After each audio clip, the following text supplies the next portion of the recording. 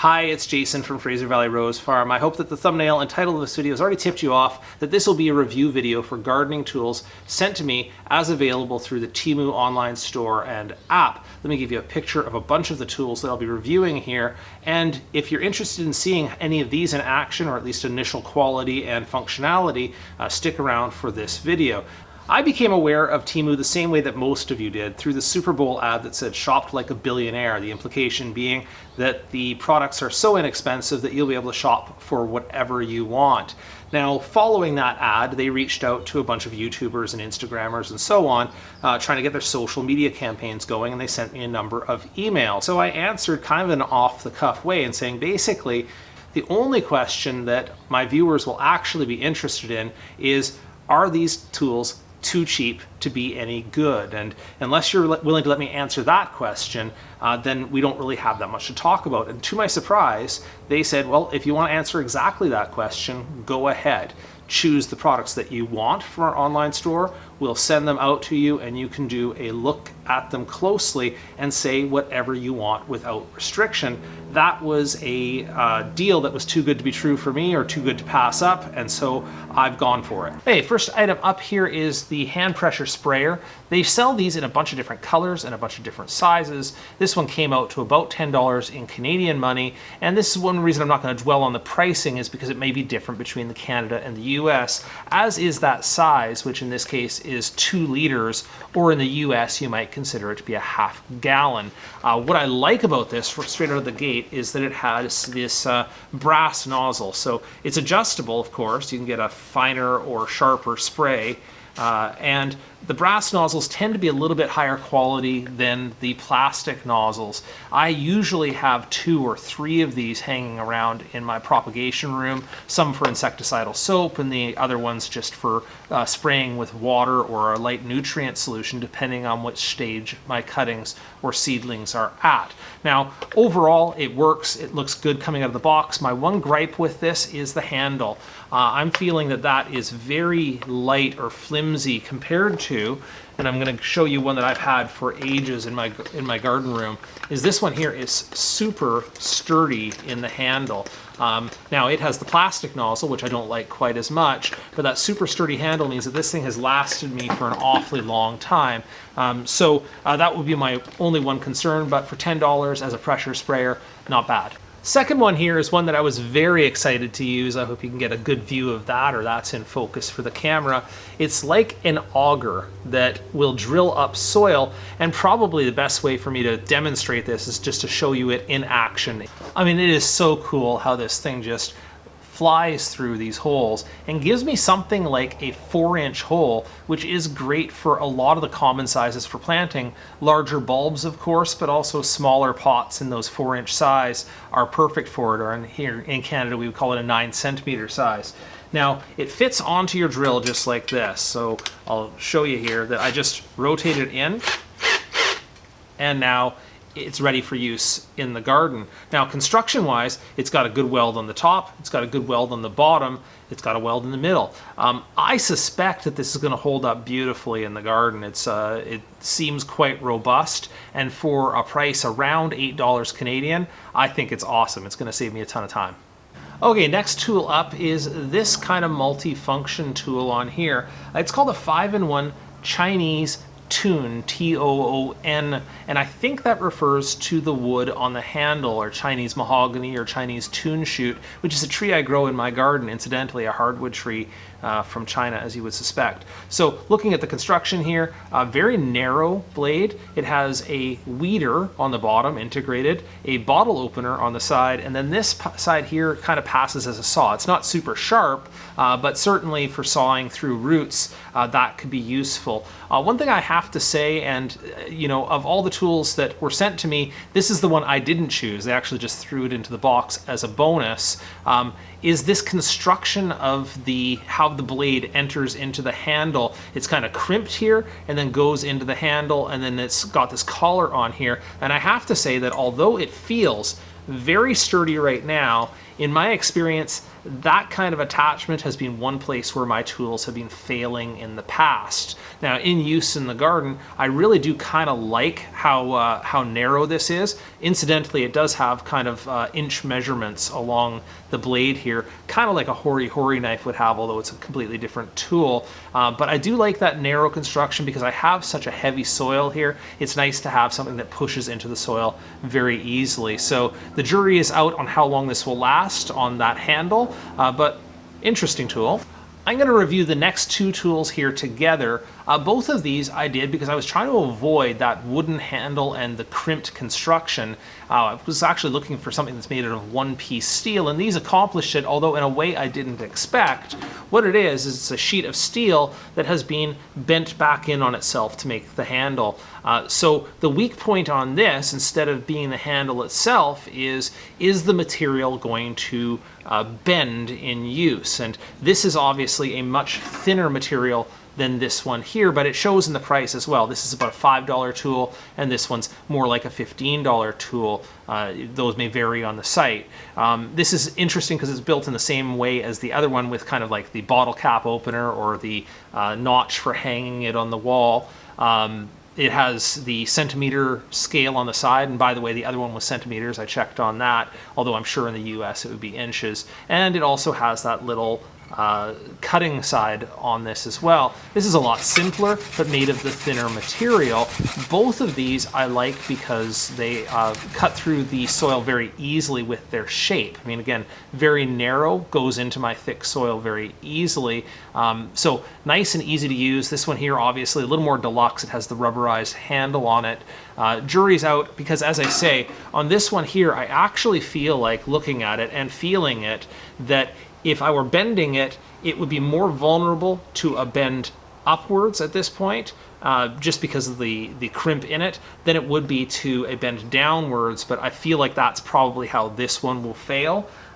This one here looks a lot more sturdy, and as I say, is made of a much thicker metal, so probably is going to last longer in the garden.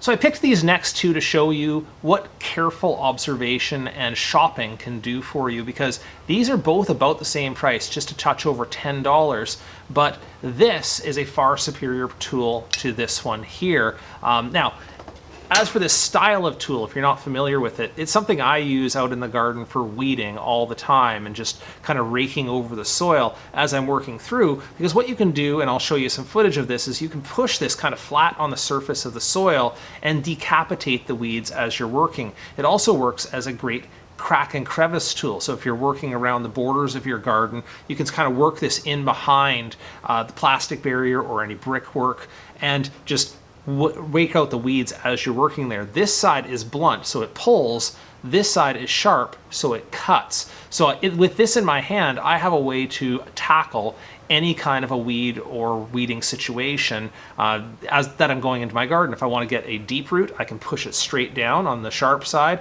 and cut out the weed, or if it's something shallow, I can just work it across the surface.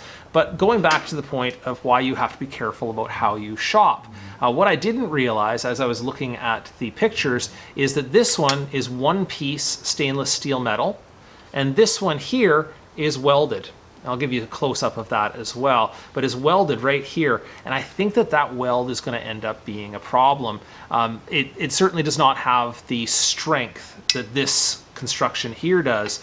The other thing I would say about it is that the shape is just off. You know, if I've used these tools quite a lot. This one here has the more pronounced L shape with the sharp edge. This one here is more of a right angle, and it's just not quite the same thing. So between those two tools that are basically the same price, it would be better to get this one. It's the one I'm more familiar with and I enjoy using in the garden, but same quality as the ones that I've bought from much more expensive retailers in the past. All right, on to the trimming, pruning, and lopping tools. You might be familiar with this one. This is the kind of thing that I buy on Amazon quite a lot for not too different a price, but this came up between $4 and $5 on Temu, and it is a trimming shears. It's the kind of thing that you'd use for trimming leaves. I use this for trimming leaves off of my roses.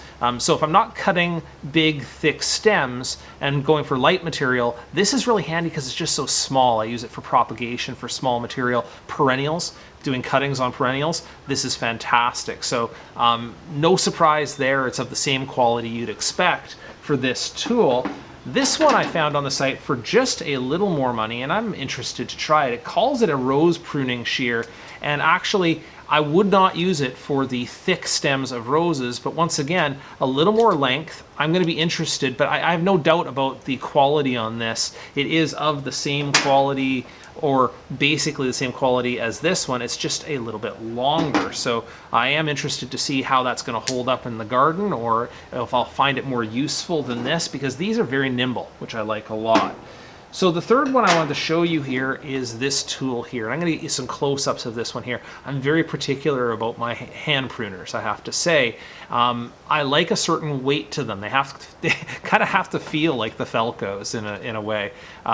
This has that weight, which I like, and it also has that sort of, they call it, let's see what they call the coating on that blade.